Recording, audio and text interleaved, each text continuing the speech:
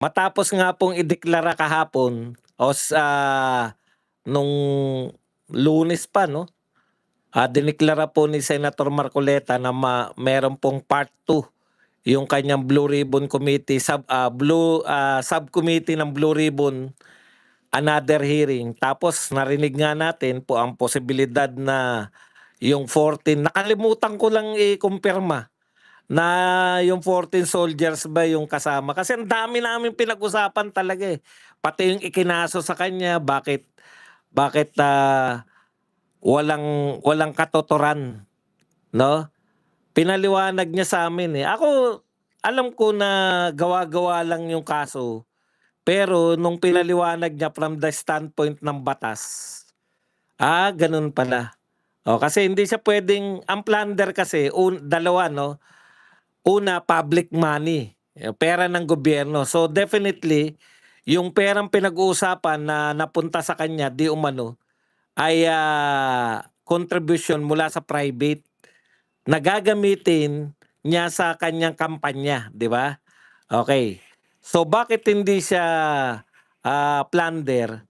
Kasi ang plunder, pwede ka rin sampahan ng kasong plunder sa private money kung yung pagbibigay sa iyo ng pera ay may intention na mabigyan mo siya ng pabor. Okay. Yun nga po. Kaya po kami hindi nakapag-live kahapon dahil kausap nga namin si Senator Marcoleta. At alam niyo po yun, yung sa dami po ng impormasyon na binigay sa amin ni Senator Marcoleta, yung hindi na kaya ng utak ko, yung sumasabog na yung utak ko. Yun po yun, kaya hindi na po ako nakapag-live. Yung parang itulog ko na lang nga to para, kasi ang dami na po, merong ganun eh, yung over information ka na, hindi mo na kayang mag-research pa ng topic.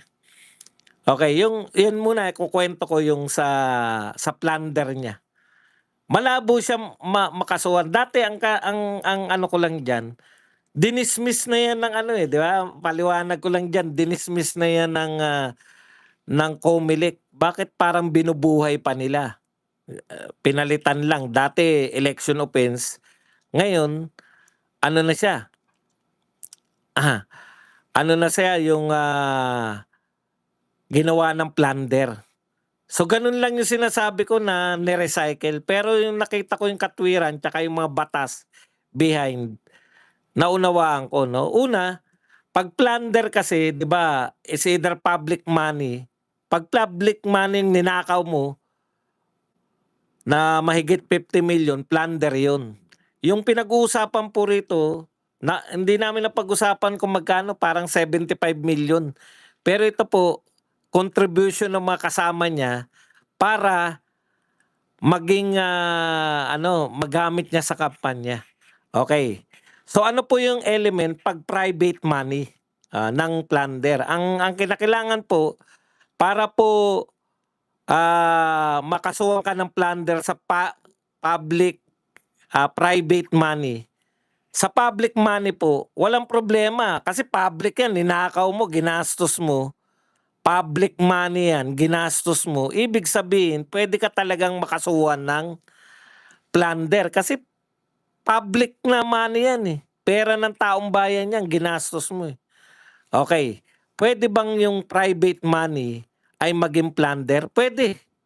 Kung may intensyon yung nagregalo sa'yo, nagbigay sa'yo ng pera, may intention siya na maningil sa'yo. Ano-ano yung mga intensyon? Eto, alam nyo, yan yung kakulangan ko bilang hindi ako abogado. Kaya siguro gusto rin ako makausap ni Senator Marcoleta, no? Siguro sa isip-isip niya, total pinagtatanggol mo na rin lang ako madalas. Bigyan na kita ng mga nakikita kong kulang mo. Parang, eto lang naisip ni Senator Marcoleta. Nagagalingan na ako magpaliwanag ka ba dong eh. Kaya lang yung sa facts na normal lang sa aming mga abogadong dapat alam mo. Siyempre, kakulangan ko yun, no? Kaya pipidan na kita. Ito yung mga, hindi niya lang sinabing ganun. na ito yung makulang mong kung mag hindi niya sinabi yun pero implied. Bakit mo ko kukuwentuhan ng ganyan? Ang dami kong natutunan talaga. Overdose ng information. Kaya sabi ko pahinga ko muna yung utak ko para ma-restore, 'di ba? O para nariyan na siya. Okay. Sa private money, kinakailangan may konsepto na yung nagbigay sa iyo may hihingiin balang araw. Binigyan ka ng pera. May hihingiin kapalit. Ngayon, patutunayan nila na yung nagbigay sa kanya ng pera, sila Mike Defensor, etc., yung mga kaibigan niya, ay may hinihingi. Ngayon, una, sabi ni Marcoleta, pang ilan ba siya nung sa survey? 'Di ba ang katotohanan, pang 30 siya, pang 20 siya, 'di ba ganyan yung mga sa survey niya? Mataas siya ay ano hindi siya papasok sa 12. Kaya ayon kay Miriam Defensor, hindi niya 'to sinabi, ito talaga yung natatak na sa utak ko. Ang binibigyan talaga, binubuhusan ng pera, yung mga tao na malamang pumasok. Yung mga pasok ka sa top 15 gano'n, top 16 kasi gano'n yung, bubuhusan ka ng, pera niyan. Okay. Ngayon ibig sabihin, 'pag malaki yung posibilidad mong pumasok, marami talaga magdo-donate sa'yo, yung donasyon, yung campaign donation. Kasi maghihintay ng kapalit yan, eh. Sa kanya, kaya nag-donate yang mga yan, kaibigan niya lang talaga. Bagamat hindi sila umaasa na mananalo siya, ito yung ano niya, eh, yung kanyang, katwiran, eh. Wala talagang element of plunder. Kasi talagang kaibigan niya lang na, ano't ano man ang mangyari, total kaibigan naman kita, tulungan na nga kita kahit wala kang kapag-apag-asang manalo. Eh, nanalo. Yun po yun 'no. So wala po yung, talagang intensyon na manghingi ng kapalit. Talagang kaibigan lang sila, matalo man siya, "O yan, kahit alam na namin talo ka, pinagbigyan ka pa rin namin kasi kaibigan ka namin, eh." Gano'n po yun.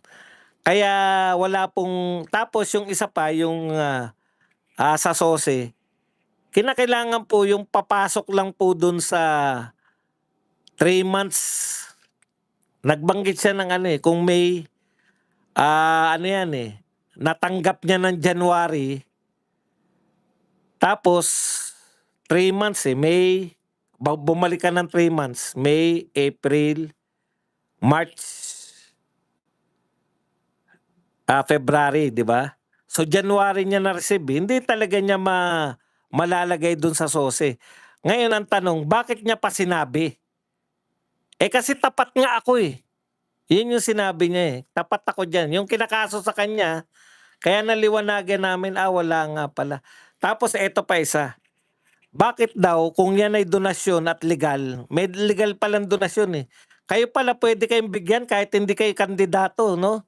Kunwari ako, naawa sa'kin yung kaibigan ko, bigyan nga kita ng pera. Puwede ka pala mag-donate ng pera basta babayad mo ng tax.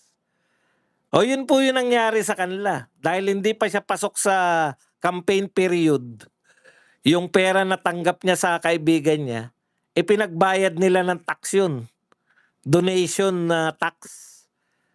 Puwede ka pala kunwari ikaw gusto mong yumaman ka, tumama ka ng malaki pera mo, gusto mong bigyan ng donasyon ng 3 milyon yung kaibigan mo halimbawa, ipagbabayad mo lang ng tax yun. Para maging legal, hindi parang balato ba? So malabo talaga nila yun at saka siyempre alam naman natin, si Marcoleta hindi naman pipitsugin yan, hindi naman pipitsugin yan. Kita mo, hindi nila kayang patahimikin at parang ako ang basa ko sa pamahalaan, si Marcoleta hindi nila kayang patahimikin, masakit pa ng ulo nila yan 'pag pinatahimik nila. Yung ipapakulong mo si Marcoleta, putya, paalala nga natin, eh, sumusuporta lang yung INC, dito kay VP Sara sa ayaw nila ma-impeach, lumabas ang milyon eh. Nag-rally yung milyon. Eto pa, kabaro nila. Walang kasalanan tapos ipapakulong nyo dahil yung sa gawa-gawang kaso ng plunder. Para silang pinukpok nila yung ulo nila ng bato, di ba? Okay. So, yan yung napakalinaw na paliwanag kung bakit malabo yung kaso niya na plunder. Sabi ko, oo nga. Kasi simple lang paliwanag ko dyan. Dinismiss na nga ng Comelec yan eh. Tapos kayo, di ba? Hindi ko na mainlam kung bakit dinismiss ng Comelec. Kasi ka-dismiss talaga yung kaso. Hindi rin po yun pwedeng, kasi inaanap, kung dinonate sa'yo yan, bakit wala sa salin mo? Correct, wala po sa salin dahil nagastos niya na nung May election. Gumastos siya sa May. Di ba ang isang kinakatwiran sa kanya, bakit daw mas malaki yung ginastos niya sa kanyang campaign period kaysa sa kanyang salin? Natural, may nag-donate nga eh. Yun yung ginastos.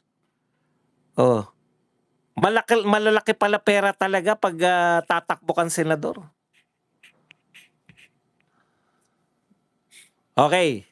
Punta na po tayo rito sa... So malinaw po, no? Sana malinaw yung paliwanag ko katulad ng naliwanagan ako. Na wala talaga palang kaso si Marcoleta, ipipilit lang nila kung sakasakali pero hindi naman niya atrasan. Okay.